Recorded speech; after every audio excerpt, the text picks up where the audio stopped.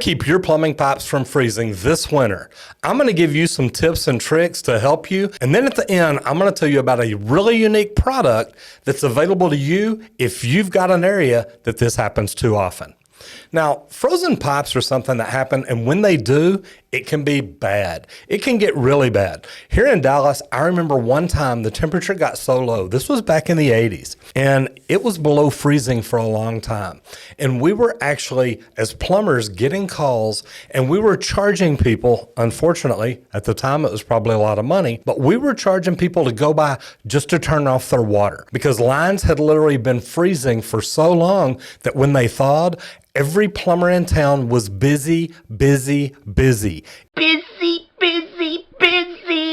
It was crazy. So literally, we were charging people just to go pull the lid off their meter and turn the water off. It's not that bad very often, but when it is, you need to know what to do. But better than that, you need to know what you can do to keep it from happening. If you know you've got frozen pipes, I've got a video teaching you how to go out to your meter and shut it off. That's something that we were just charging people for because people didn't even know how to turn their water off. Maybe that's when I got it stuck in my head. Teaching people just how to turn the water off to their own house could probably be a big deal. But here's what I want you to remember. If you can keep those pipes warm or you can keep them from not freezing, then you're not going to have the freeze breaks.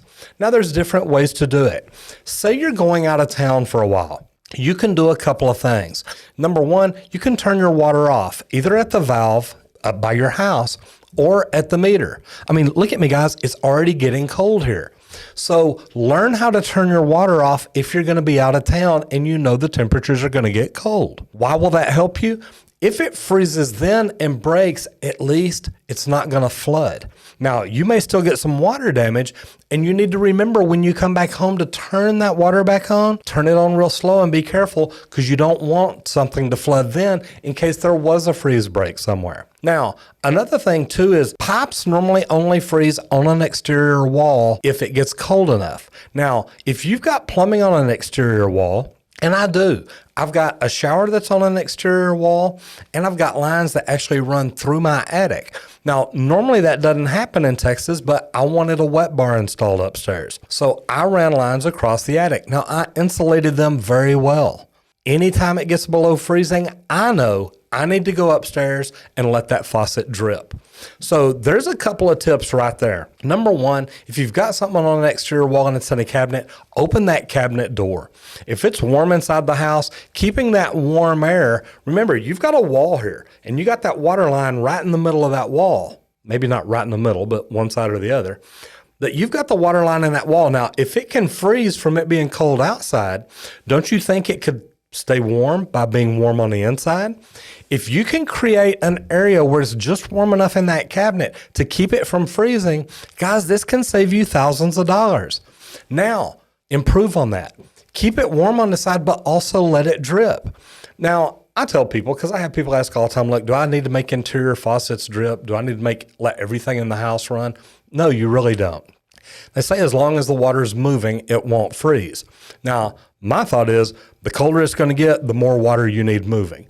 So anything that you have on an exterior wall, and I mean inside your house, let it drip, or make sure you got the cabinets open with the heat where it can get to it, or both. Now, if you've got a frost proof, if you have a hydrant coming out of your wall, what you need to do is find a way to protect it.